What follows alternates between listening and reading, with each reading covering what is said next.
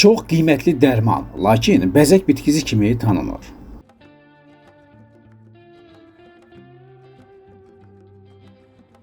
Bu cür videoların davamını görmək istəyirsinizsə, videonu bəyənin və kanala abunə olun. Ən əsası isə zınqrov düyməsini basmağı unutmayın. Respublikamızda gülünbahar çoxdandır ki, yalnız bəzək bitkisi kimi becərilir.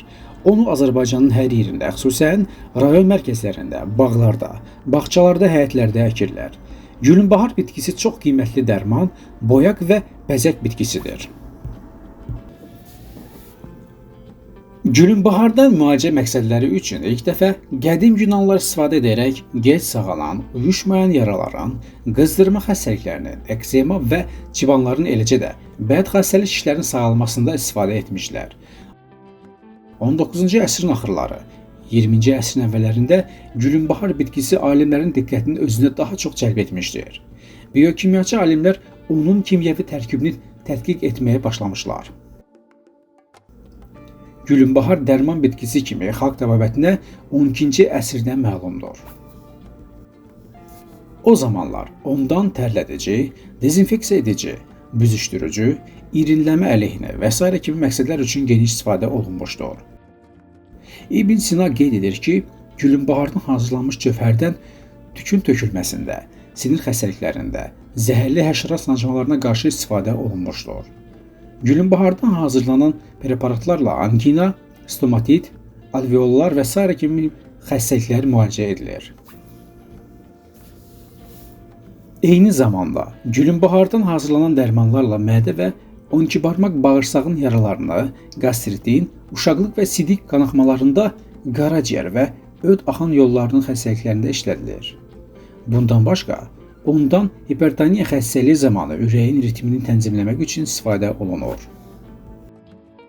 Müəyyən edilmişdir ki, bu bitki çox güclü bakterosit xassəyə malik olduğundan stafilokok və streptokoklara yaxşı təsir edir. Xalq təbabətində qurudulmuş çiçəklərindən çay dəmləyib öd yolları, ağız boşluğu, diş, boğaz ağrısı və s. kimi xəstəliklərin müalicəsində istifadə edirlər.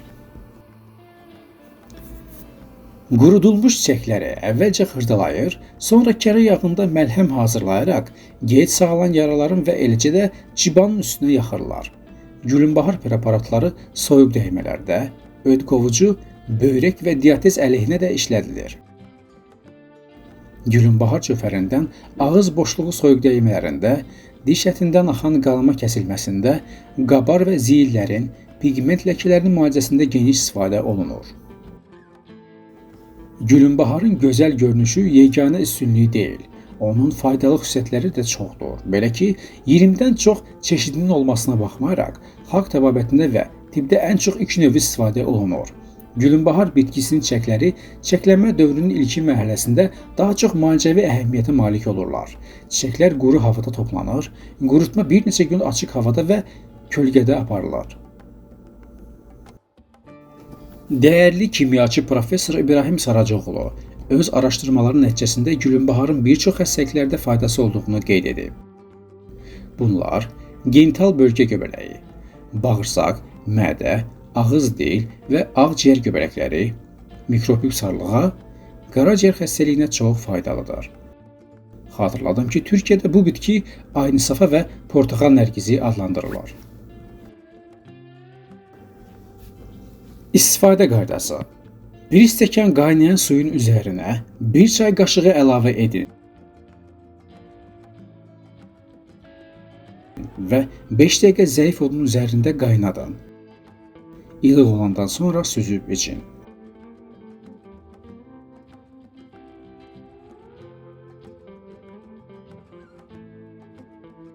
Gündə 2 dəfə yeməkdən yarım saat qabaq 15 gün içib bir həftə ara verin və təkrar yenə 15 gün istifadə edin.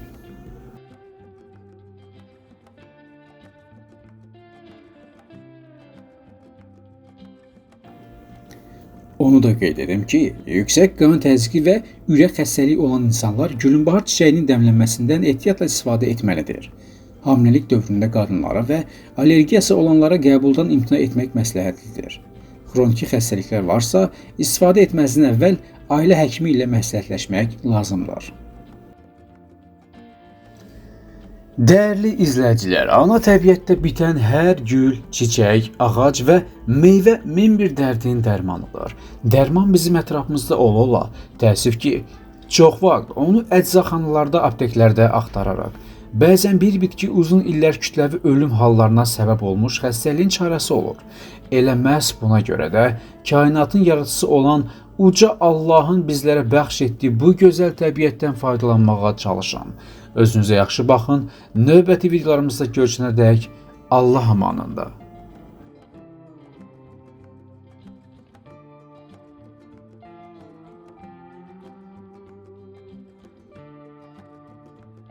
Video sizin üçün lazımlı oldusa bəyənmə düyməsini basın. Kanal sizə maraqlı gəlirsə, hələ də kanala abunə olmamışsınızsa abunə ol düyməsini basa bilərsiniz və zınqrov düyməsini də basın ki, hər dəfə yeni faydalı videolar paylaşanda sizlərə ilk gəlsin və sizlər də bu videolardan yararlanın və təbii ki, əzizlərinizin yaxınlarınızın faydalanmasını istəyirsinizsə, videonu onlarla WhatsAppda, Telegramda və Facebook və digər sosial şəbəkələrdə paylaşa bilərsiniz və onu da deyim ki, şərhləriniz bizlər üçün olduqca vacibdir. Şərhlər yazmağı unutmayın. Özünüzə yaxşı baxın, növbəti videolarımızda görüşənədək Allah amanında.